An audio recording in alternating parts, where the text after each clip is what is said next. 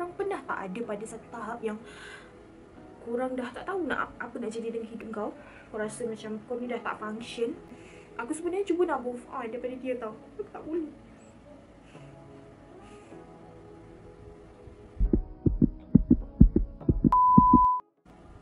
Hai korang, Assalamualaikum. Lamanya tak post video kat YouTube. Itulah tu masalahnya tu.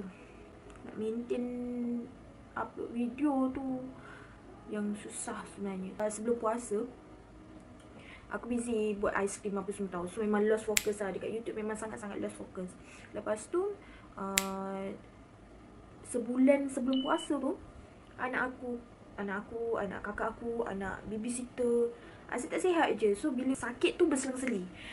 Lepas tu sekarang ni aku dalam keadaan yang down, sangat-sangat down. Salah satu sebab aku down sebab anak aku yang nombor 2, Noah. Sekarang dia masih lagi fully breastfeed tau.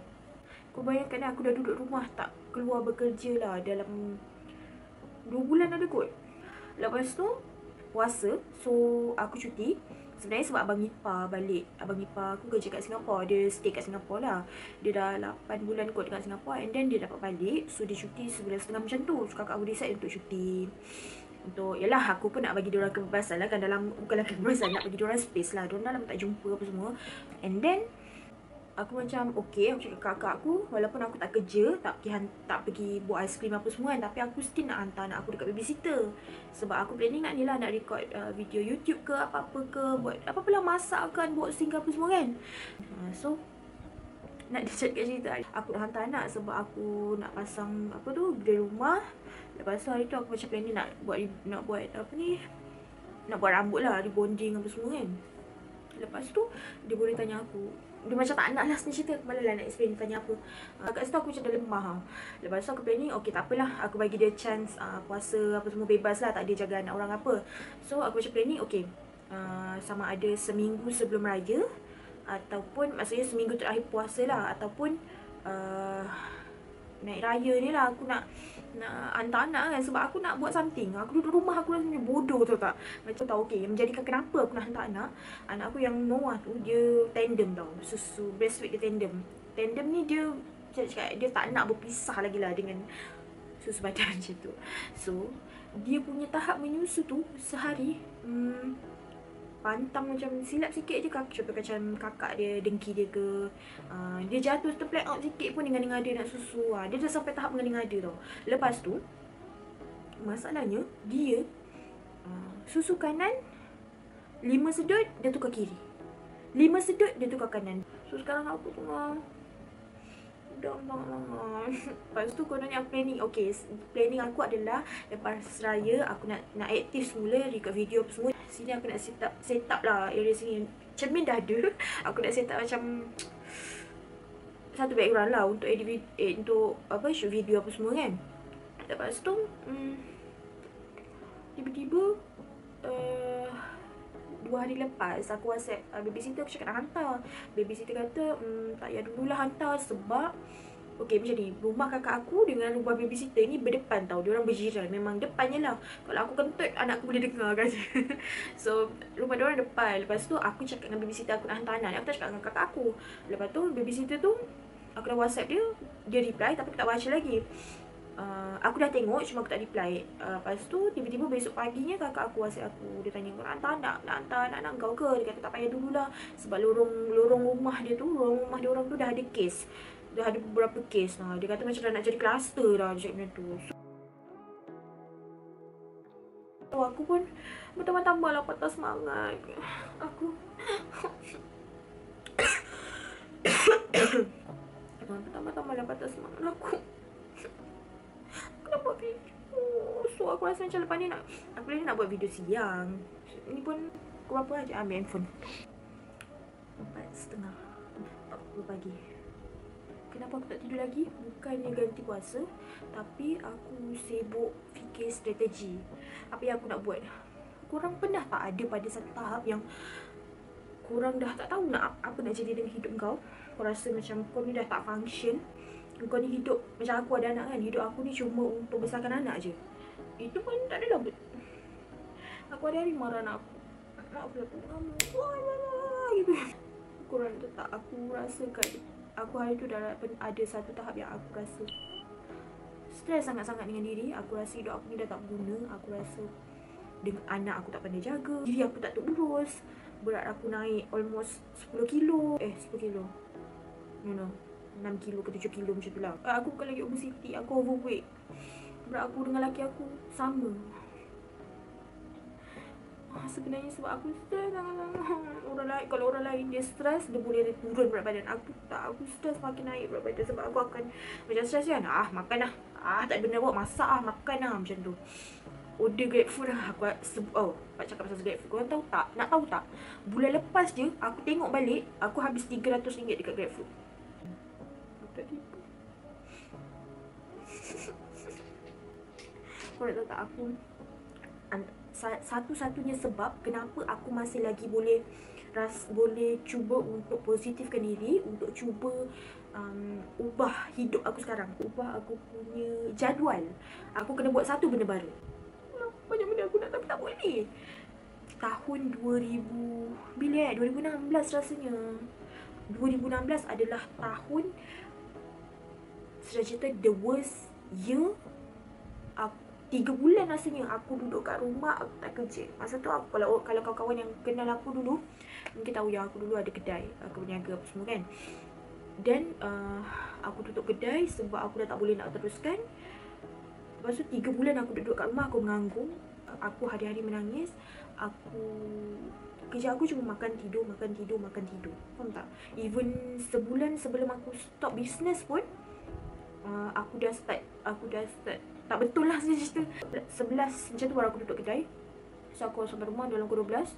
Aku makan pukul 3 pagi, 2-3 pagi, 1-3 pagi macam tu lah. So masa tu berat aku naik 10 kilo. Dia punya perjalanan tu dengan sekarang sama tau. Cuma tinggal lagi masa tu, dalam masa 3 bulan tu aku struggle untuk cari diri aku. Tapi 2016 tu aku banyak travel. Aku banyak travel masa 2016 sebab aku lost dengan diri aku. Jadi tapi masa travel dengan kawan-kawan lah. Aku banyak habiskan. Orang mungkin nampak aku happy, tapi sebenarnya masa tu aku sangat teruk. Macam sekarang lah. Cuma sekarang aku tinggal lagi sekarang ni, aku ada anak-anak yang ada suami semua. Jadi membuat aku tak adalah fokus sangat pada masalah aku seorang. Mindset sekarang lain dengan dulu. Dulu kita bujang, tak ada anak, tak ada nak fikir apa-apa. Masa tu berat aku 80. Tak, lebih kurang sekarang aku rasa. Cuma bezanya dulu belum kahwin, belum beranak, belum beranak lah senang cerita kan. Ni dah 2 kali beranak, 2 kali rahim mengembang.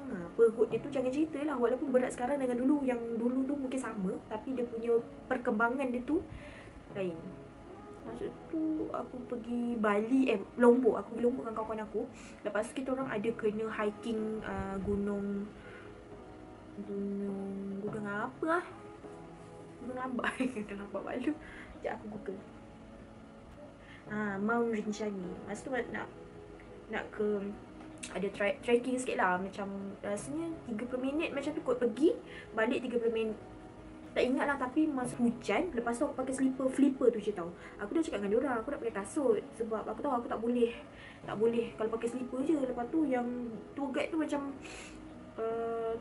tak payah pakai kasut, tak payah. Nak jadikan cerita, dengan berat yang bukan, dengan fitness yang masa tu memang low gila. Lepas tu dengan badan yang berat apa semua kan.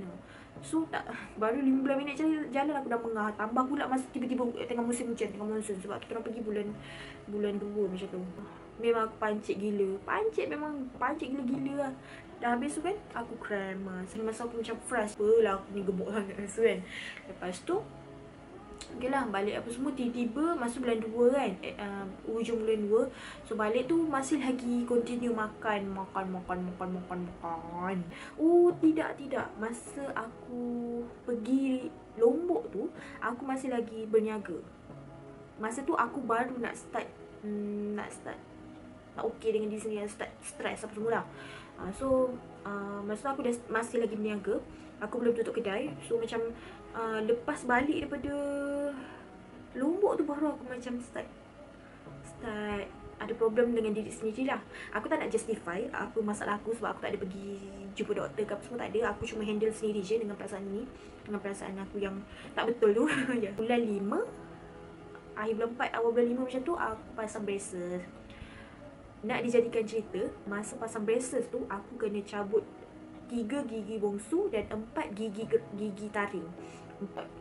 Pakai braces sakit, tak boleh makan masa pakai apa tu, spacer tu lagi lah, memang tak boleh kunyah. Sakit gila gigi. Aku turun 10 kilo tanpa diet sebab pakai braces. Gigi tak gerak apa semua kan. And then nak dijadikan cerita, aku masa terus nekat jaga fitness lah. So tapi masa tu tak banyak pun. Aku minum Cleansty setiap hari. No, jom. Aku pakai braces bulan 5. Aku turun 10-15 kilo macam tu, maintain. Aku macam berat tu macam ada naik turun sepanjang 2 bulan tau. So bulan 7 aku masuk kerja dekat company baru. Masa tu macam berat aku start naik semula sebab aku korang bayangkan aku sampai tempat kerja 6.30 aku makan. Pukul 10 rehat, aku makan nasi. Pukul 12 rehat, aku tak makan, aku tidur. Tapi biasanya kadang-kadang ada punya-punya apa semua kan. Tapi most of the time tengah hari aku tidur. Lepas tu pukul 3 rehat, aku makan lagi. Pukul 7 balik rumah, aku makan lagi. So at least sehari 3 kali makan, 3 atau 4 kali makan. Berat macam okay, aku nak continue kurangkan makan. So sehari masa tu aku cuma makan 2 kali saja. Exercise aku cuma pada hari Sabtu dan Ahad. Benda tu aku buat selama 3 bulan. Aku start bulan 7, aku buat selama 3 bulan. Bulan 10 aku nak pergi Filipin. So masa tu aku macam fikir, okay, dah lalang kurus kan, why not kita fitkan badan kita, kita jaga sikit kita punya exercise lah. Cardio, orang kata cardio. Kau nak kurus, kau refer pada ahli sukan. Kau cari ahli sukan yang kau suka bentuk badan dia. Macam tu. Kita kena ikut. Okay, contoh badan orang yang aku suka adalah lumba lari dengan pemain bola. So untuk dapatkan badan macam dua atlet ni, apa yang kita kena buat? Kena tengok diorang lah, apa diorang punya rutin. Biasanya diorang berlari. Kalau macam lu berlari, of course lah lari kan. So maknanya yang aku kena buat adalah cardio. And that's why masa tu aku cuma cardio je. Aku tak ada pergi. Adalah sikit-sikit bila masuk kat taman tu dah tak ramai orang, aku buat squat sikit. Itu pun pernah sekali aku buat apa ni, macam sit up semua, aku tertidur. Bengkok gila. Masa kat 10-15 minit juga aku tertidur. Conclusionnya lah, masa tu aku dapat ubah diri aku sebab aku dapat buat sesuatu. Aku dapat cipta rutin baru supaya aku dapat keluar daripada kepompong. Korang nak tahu tak lagi satu kan, masa aku stress tahun 2016 tu kan, aku ada seorang kawan tau. Masa tu sebenarnya dia nak kahwin. Lepas tu kita orang macam jumpa lah untuk reunion apa semua kan. So macam ramai-ramai 9 orang macam tu kan. Lepas tu kawan aku ni, dia perasan aku masa tu macam muram, muka tak happy. Orang lain tengah ketawa-ketawa, aku termenung. Benda ni dia cakap tau dekat aku. So aku macam, nampak sangat ke? Masa tu lah baru aku sedar yang aku tak okey. Faham tak? Lepas tu lepas dah jumpa tu, masa hari tu, selang beberapa hari macam tu lah dia contact aku, dia WhatsApp semua kan. Dia tanyalah aku okey apa tak, aku okey ke tak apa semua. Dia sampai tahap ingat aku tak okey sebab aku jealous dia nak kahwin, macam tu. Padahal masa aku tengah ada masalah besar. So kita orang pun jumpa, luahan perasaan, menangis-nangis aku masa tu. Lepas tu dia lah yang kuatkan semangat aku masa tu. Tapi cerita sedihnya sekarang, dia block aku dekat semua tempat, pun tak. Yang aku rasa masa tu dekat IG. Dia block aku, IG, Twitter, Facebook, WhatsApp tak pasti sebab sejak aku rasa yang dia block aku tu, tu pun sebab aku rasa macam okay, sebelum tu aku ada internet lah dengan dia kat Instagram. Lepas tu tiba-tiba tak berapa lama lepas tu aku dah tak nampak dia punya story apa semua, dah tak nampak. Lepas tu macam kenapa aku dah tak nampak IG story dia. So aku stalk dia, rupanya dia dah tak follow aku je follow dia. So masa tu aku macam, aku simpan, aku diam je, aku tak tanya dia kenapa. Ni cerita ni dah lama tau, dah 2 tahun aku rasa. Tapi sekarang aku masih lagi tak tahu. Dan aku sebenarnya cuba nak move on daripada dia tau, aku tak boleh.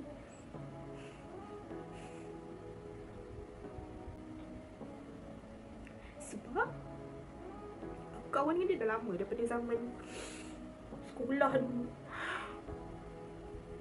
Aku kawan dengan dia dah lama. So kau bayangkan orang yang Orang yang bagi satu turning point dalam hidup kau, yang suruh macam masa tu aku jumpa dia, cakap aku luar pasal apa semua kan. So macam dia bagilah pendapat dia apa semua. Dia kata masa tu dia macam, okay, apa yang kau nak buat dalam hidup kau, apa yang kau nak teruskan, kau rasa apa yang kau boleh ubah. Dia cakap aku macam tu. So aku kena ubah benda tu. Dan disebabkan dia lah aku teruskan diet. Faham tak? Sebab dia. So aku frust sangat-sangat.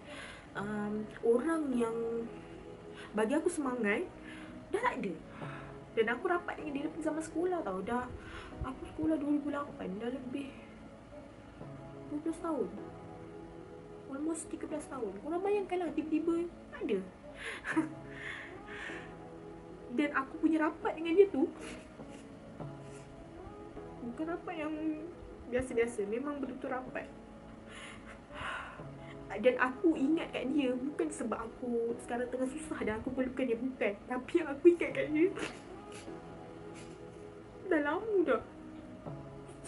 Sejak aku perasan dia dah tak follow IG. Sebenarnya benda tu tak penting pun, tapi sebab aku dengan dia sangat rapat. Kalau macam kita kawan sekolah, satu kelas yang tak tegur, kau tak follow aku, takkan aku akan follow kau balik, kan? Macam tak kisah, ketika lah tak nak follow aku semua, tak nak ambil tahu pasal aku, tak kisah. Tapi ni orang yang kau